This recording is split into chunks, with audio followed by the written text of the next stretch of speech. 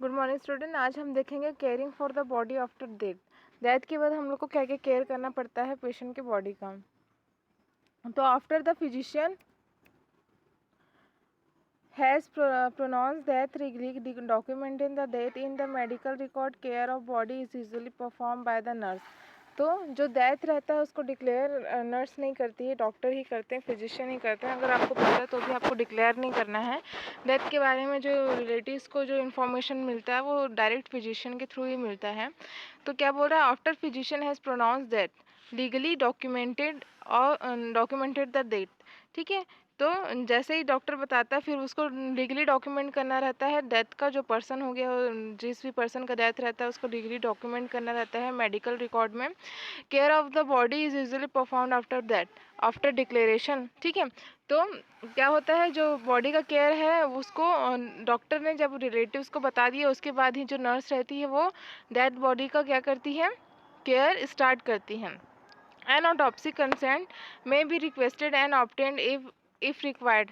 तो अगर घर वाले लोग चाहते हैं कि उसका पोस्टमार्टम हो तो हमको क्या करना है, उसके लिए कंसेंट लेना है। मे बी रिक्वेस्टेड और ऑब्टेन इफ रिक्वायर्ड, अगर रिक्वायर्ड है तो हमको ऑटोप्सी करने से पहले घर वालों से क्या लेना है, उसके लिए कंसेंट लेना है कि हाँ हम अब ऑटोप्सी करने वाले पेशेंट के बॉडी का। If the patient is to be an organ donor, arrangement will be made immediately. तो अगर जो बहुत से लोग रहते हैं जो चाहते हैं कि उनके डेथ के बाद उनका ऑर्गन डोनेट किया जाए, तो क्या बोला जा रहा है, अगर पेशेंट है वो जिसका डेथ हुआ है वो क्या है, एक ऑर्गन डोनर है, arrangement will be made immediately. तो हमको ज़्यादा टाइम नहीं लैप्स करना है, उसके डेथ के इमीडिएटली के बाद हमको क्या चीज मतलब उसके ऑर्गन को डोनेट करने के लिए क्या करना है, अरेंज करना है। The family often wishes to leave the body before final preparation are made. They may be allowed। तो अगर पेशेंट जो है ऑर्गन डोनर है तो उसका फाइनल प्रिपरेशन करने से पहले अगर फैमिली उसको देखना चाहती है तो हमको उसको अलाउ करना है। If the patient had any valuable they are hand over to the relatives. अगर पेशेंट ने कुछ वैल्यूएबल चीज़ें पहनी हैं, जैसे कुछ गले में चैन पहना है या फिर ऐसा बोलते हैं ना कि हम पेशेंट से रिलेटिव उसके पेशेंट से रिलेटेड उसके कुछ ऑर्नामेंट्स हो जो उनके लिए यादगार हो, तो हमको ऐसे भी अगर कुछ चीज़ अगर पेशेंट के पास है या हमारे पास है तो हमको उनके रिलेटिव्स को क्या करना है, उसको हैंड ओवर करना है। तो इसका पर्पस क्या है, तो make body look as natural और ब्यूटी एज पॉसिबल। तो हमको डाइंग पेशेंट का, डेड पेशेंट का है उसका बॉडी का केयर करना क्यों ज़रूरी है, ताकि जो उसका बॉडी है वो नेचुरल लुक में दिखे और ब्यूटीफुल एज पॉसिबल। जैसे कि अगर आपने देखा होगा कि अगर हमारे कोई लव्ड वन का डेथ हो जाता है तो अगर उनके बॉडी में खरोच वरोच रहती है तो वो हमको और मेंटली डिस्टर्ब करती हैं। तो डेथ पर्सन का बॉडी केयर इसलिए ज़रूरी है ताकि वो उसकी जो बॉडी है वो उनके लव्ड वन को क्या करें, ज़्यादा अफेक्ट ना करें। ठीक है, जैसे कि अगर कुछ वुंड है तो उसको ड्रेसिंग करना है। अगर पेशेंट को कुछ कैथेटर वैथेटर लगा है या फिर कुछ मतलब इंट्रावेनस कैथेटर लगा है तो वो सारे चीज़ों को हमको रिमूव करना है। पेशेंट की बॉडी को ऐसे हमको अच्छा बनाना है, मतलब हमको अच्छा केयर प्रोवाइड करना है ताकि उसकी जो बॉडी वो नेचुरल और ब्यूटीफुल दिख सके, ताकि जो उनके रिलेटिव है उसकी बॉडी को देख करके और ज़्यादा दुखी ना हो। Perform his last duty tenderly. ठीक है, तो हमको ये जो हमारी जो पेशेंट केयर हमने तो प्रोवाइड की, फिर हमको अपना जो ये लास्ट ड्यूटी है वो भी हमको अच्छे से देना है। Protect other patient from the unpleasant sight and sound which could frighten them. तो अगर डेड बॉडी से कुछ पेशेंट के डेथ के समय या उसकी बॉडी का केयर करते समय कुछ अनप्लीजेंट साउंड आ रहा है या फिर हम पेशेंट के आजू बाजू के लोग उस डेड बॉडी को देख रहे हैं तो हमको ऐसा नहीं करना है, क्योंकि बॉडी केयर करते समय हमको फुल्ली बॉडी को प्रोटेक्ट करके रखना है। क्योंकि अदर पेशेंट अगर उसको देख लेंगे या उससे रिलेटेड कुछ साउंड सुनेंगे तो वो उनके में डर पैदा करेगा, तो हमें ऐसा नहीं करना है। तो बॉडी केयर करते समय हमको क्या क्या आर्टिकल की ज़रूरत है, तो एक्स्ट्रा बैंडेज चाहिए होता है, कॉटन स्वैप चाहिए रहता है, पेरिनियल पैड चाहिए होता है, शीट चाहिए होता है, restraint for job hand and legs. Restraint क्यों चाहिए रहता है? जैसे कई बार ऐसा होता है कि पेशेंट का मुंह खुला है, तो हमको क्या करना है, उसको मुंह को नॉर्मल पोजीशन, नेचुरल पोजीशन में ला के रखना है, तो हमको वहाँ पर बैंडेज बांधना होगा, ठीक है, क्योंकि ये उसकी ब्यूटी को, बॉडी की ब्यूटी को सूट नहीं करता है कि उसका पेशेंट का मुंह खुला हो। हैंड और लेग्स को भी बांधना होता है। अगर कई बार आपने देखा है कि अगर हाथ पैर अकड़ जाता है, ठीक है, अगर उसको सही पोजीशन पे नहीं लाया गया तो क्या हो जाता है, राइगर मोटिस डेवलप हो जाता है। राइगर मोटिस क्या बोलते हैं, जो डेथ पर्सन के में जो अकड़न पैदा हो जाती है उसे राइगर मोटिस बोलते हैं। तो अगर उस टाइप का हो गया है, अकड़न हो गया है, तो हमें उसको रिस्ट्रेन की सहायता से हमको उसको सीधा करना है, ताकि जो हम पेशेंट का बॉडी है उसको नेचुरल और ब्यूटीफुल लुक में ला सकें। पेयर ऑफ ग्लव्स चाहिए होता है, हमें ग्लव्स पहन के पेशेंट का केयर करना होता है। थंब फॉर्सेप्स चाहिए रहता है, patient own set of cloth चाहिए रहता है, जो पेशेंट का क्लॉथ है हमें वो भी चाहिए होता है, ठीक है। पोस्टमार्टम केयर क्या क्या होते हैं, तो राइगर मोटिस जैसे मैंने आपको बताया है, stiffening of body that occur with in the 2 to 4 hour after death. Rigor mortis start in the involuntary muscles like heart, bladder, so on, then the progress to the heart, neck and trunk, ठीक है। तो heart सबसे पहले कहाँ जाता है, involuntary muscles में आता है। जैसे इनवॉलेंट्री मसल्स में क्या आते हैं, हमारे हार्ट, ब्लैडर आते हैं, इंटरन वाइटल ऑर्गन आते हैं, वहाँ पर पहले राइगर मोटिस आता है, फिर वो क्या होता है, प्रोग्रेस करता है। तो सबसे पहले कहाँ प्रोग्रेस करेगा, हेड में, नेक में, ट्रंक में, फिर हमारे एक्सट्रीमिटीज़ में प्रोग्रेस करता है। तो जो अकड़न होती है उसे हम बोलते हैं राइगर मोटिस। एल्गोर मोटिस किसको बोलते हैं, तो gradually decrease the body temperature after that when blood circulation terminate and the hypothalamus cease the function, body temperature fall about the 1 degree centigrade और 1.8 degree Fahrenheit per hour until it reaches, ठीक है। तो जो आपने देखा होगा कि जो डेथ पर्सन रहते हैं उनको कभी आपने छुआ होगा तो आपने देखा होगा कि उनका वो एकदम ठंडे पड़ जाते हैं। तो वो ऐसा क्यों होता है, क्योंकि उसे हम बोलते हैं मेडिकल टर्म में एल्गोर मोटिस। अकड़न को बोलते हैं राइगर मोटिस और टेम्परेचर कम होना को बोलते हैं एल्गोर मोटिस। ये क्यों होता है, क्योंकि जो हमारा ब्लड सर्कुलेशन हमारी बॉडी को वार्म कौन करता है, ब्लड करता है ना।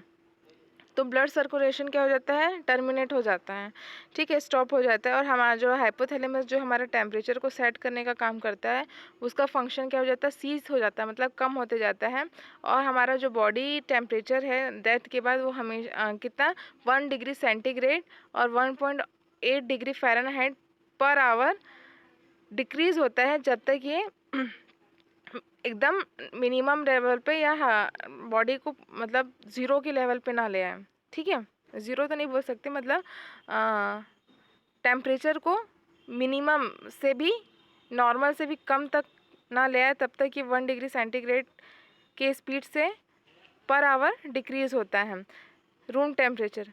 फिर then simultaneously the skin lost the elasticity and can easily to broken when the remove dressing and adhesive tabs। तो जो स्किन जो रहती है, स्किन की जो इंटीग्रिटी रहती है, इलास्टिसिटी रहती है, वो कम्प्लीटली लॉस हो जाती है। तो उसके बाद अगर आप पेशेंट की बॉडी से कुछ अधेसिव टेप भी अगर निकालते हैं तो वो क्या हो जाता है, पेशेंट को जिसकी बॉडी डेथ हो चुकी है वो उसको ईजिली इंज्योर कर सकता है।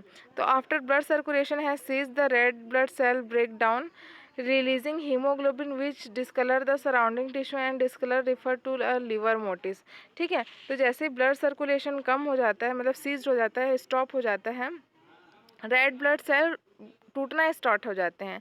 तो रेड ब्लड सेल में होता है हीमोग्लोबिन, तो जैसे रेड ब्लड सेल टूटते हैं वैसे हीमोग्लोबिन रिलीज़ होना स्टार्ट हो जाता है, जिससे क्या हो जाता है, हीमोग्लोबिन में कलर होता है रेड कलर। तो जैसे हीमोग्लोबिन रिलीज होना स्टार्ट हो जाता है विच डिस्कलर द सराउंडिंग टिश्यू, तो उसके बाद वो क्या करता है, टिश्यू को डिस्कलर करना स्टार्ट करता है, और इस डिस्कलरेशन को हम बोलते हैं liver mortise. Appear the lower most और dependent area of the body tissue after that becomes soft and eventually liquefied by a bacterial fermentation। The hotter the temperature the more rapid the change before body are often stored in cool place, ठीक है। तो क्या बोल रहे हैं कि temperature कम हो गया, ब्लड सर्कुलेशन स्टॉप हो गया, तो अब स्किन का क्या होने लगता है, स्किन की इंटीग्रिटी इलास्टिसिटी ख़त्म हो गई है, तो अब वो क्या हो रहा है, टिश्यू जो रहता है डेथ के बाद क्या हो जाता है, एकदम सॉफ्ट हो जाता है और लिक्विफाइड होने लगता है, उसमें इजीली बैक्टीरिया का फर्मेंटेशन होने लगता है। तो जैसे आप पाएंगे कि अगर बॉडी बहुत देर से खुले में पड़ी है तो वो बदबू आने लगती है। इसलिए क्या होते हैं, क्योंकि डेथ के तुरंत बाद लिक्विफाइड होने लगता है हमारा स्किन और इजीली बैक्टीरिया का फर्मेंटेशन होने लगता है, इसलिए जो बॉडी रहता है उसको हम वाटर स्पेस से लेकर के हम क्या करते हैं, कूलर प्लेस में रखते हैं, जिससे उसकी बॉडी डिकाय मत हो, मतलब सड़े ना, ठीक है। इसलिए हम उसको ठंडे जगह पे रखते हैं, तो इसे हम बोलते हैं लिवर मोर्टिस। तो changes in body after death, तो जैसे मैंने पढ़ाया अकड़न जो होता है हो जाती है उसे राइगर मोर्टिस बोलते हैं। एल्गोर मोर्टिस मतलब टेम्परेचर कम हो जाता है। फिर उसके बाद लीवर मोर्टिस मैंने पढ़ाया कि dependent part of the body become discoloured and जो बैक्टीरिया फर्मेंटेड ना हो, हम लोग क्या करते हैं, the patient will likely to lying on their back side being the dependent body part, the discolouration of the discoloration is a result of the blood pooling as the hemoglobin break down, ठीक है। तो break down जो होने लगता है किसका, RBC का, उसे हम बोलते हैं रिवर मोर्टिस।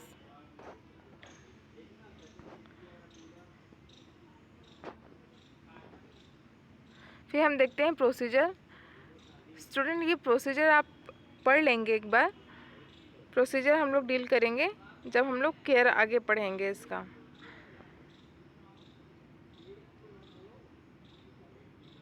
ये आप सब पढ़ लेंगे थोड़ा।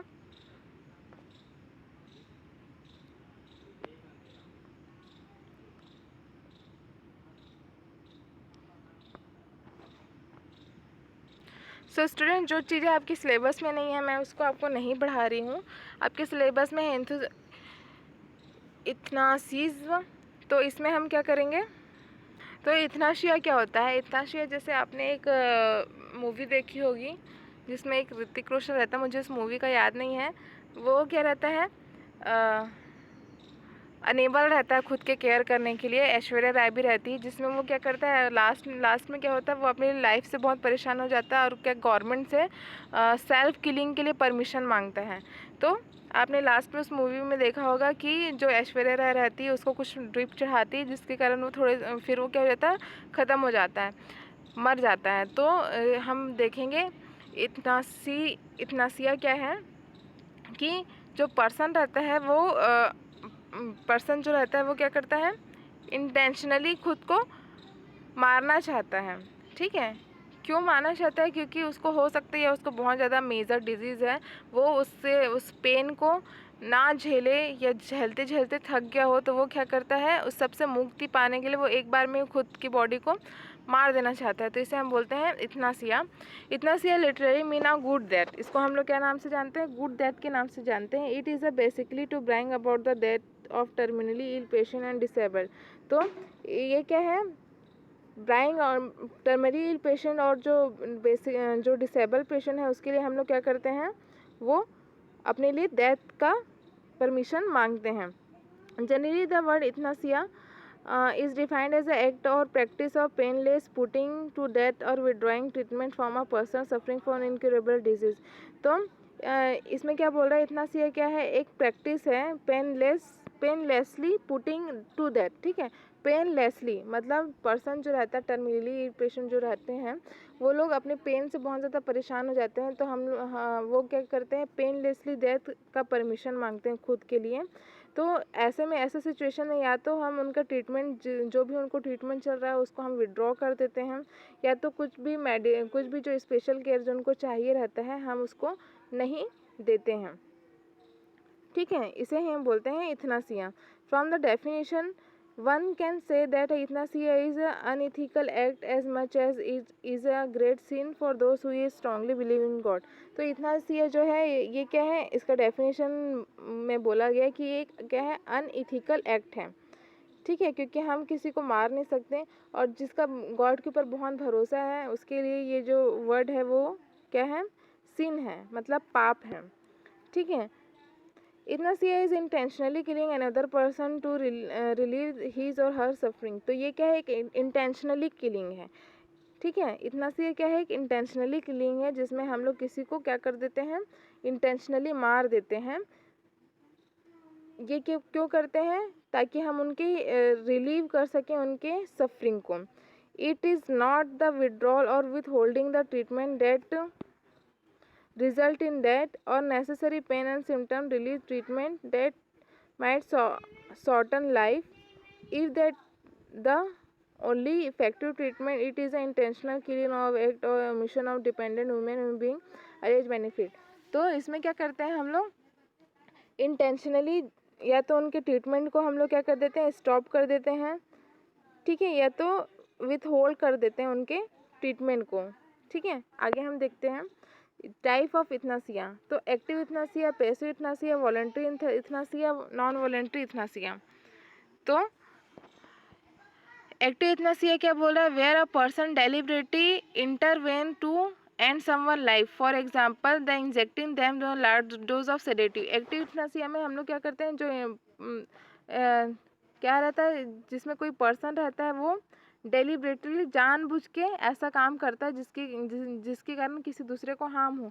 जैसे कि इंजेक्ट कर देता है किसी भी मेडिसिन का लास्ट डोज, जिसके कारण जो सामने वाला पेशेंट रहता है उसका क्या हो जाता है? इंटेंशनली डेथ होता है, जानबूझ के डेथ होता है, उसे हम बोलते हैं एक्टिव इथनासिया। पैसिव इथनासिया मतलब where a person causing that by withholding or withdrawing treatment that is necessary to maintain life, such as withholding antibiotics from someone with pneumonia. तो इसमें हम पैसिव इथनासिया में हम क्या करते हैं? विथ होल्ड कर देते हैं कुछ ऐसा मेडिसिन जो सामने वाले पेशेंट के लिए बहुत ज़रूरी है। जैसे कि कोई निमोनिया से सफ़र कर रहा है तो हम उसके लिए, वैसे पेशेंट के लिए हमको क्या ज़रूरी होता है? एंटीबायोटिक ज़रूरी होता है। तो हम उस एंटीबायोटिक को विथ होल्ड कर देते हैं, मतलब हम उसको लगाते ही नहीं हैं, जिसके कारण उसका सफ़र है जो वो इम्प्रूव नहीं हो पाता, जिसके कारण पर्सन जो रहता है डिजीज़ से ही मर जाता है। तो इसे हम बोलते हैं पैसिव इथनासिया। वॉलंटरी इथनासिया क्या है? Where a person make a conscious decision to die and ask for help to do this. तो वॉलंटरी जो मैंने बताया ऋतिक रोशन वाली कहानी आपको, वो वॉलंटरी इथनासिया है, जिसमें जो पर्सन रहता है वो कॉन्शियस रहता है और वो डिसीजन लेता है कि कोई उसे खुद को मारने के लिए कोई उसका हेल्प करें, ठीक है। नॉन वॉलंटरी इथनासिया क्या है? Where a person is unable to keep their consent, for example because of are in coma or the severely brain damage, another person take the decision on their behalf, other because the ill person previously express a wish for their life to be ended in such circumstances. तो इसमें क्या रहता है? जैसे कि कोई किसी को पता है कि उसको बहुत ज़्यादा सीरियस बीमारी है, तो वो जो पर्सन है वो अभी कोमा में है, तो एट द टाइम वो तो कंसर्न नहीं दे सकते कि उसे मरना है, पर जो उसके रिलेटिव रहते हैं वो बोलते हैं कि इसने मुझसे कहा था कि अगर मैं ज़्यादा बीमार हो जाऊँ तो आप मुझे मार दीजिएगा करके। तो सामने वाला जो पर्सन रहता है या उसके रिलेटिव रहते हैं, उन लोग बताते हैं कि इनका ही डिसीज़न था कि अगर इनकी ऐसी कुछ कंडीशन होती तो इन्हें मार दिया जाए। तो वो उस पेशेंट के लिए उसके बिहाफ में इस टाइप का डिसीजन लेते हैं, उसे हम बोलते हैं नॉन वॉलंटरी इथनासिया। इसके बाद हम देखेंगे इनवॉलंटरी इथनासिया। इनवॉलंटरी इथनासिया क्या है? Where a person is killed against their expressed wishes. तो जो पर्सन रहता है उसको उसकी इच्छा के विरुद्ध मारा जाता है, उसे हम बोलते हैं इनवॉलंटरी इथनासिया।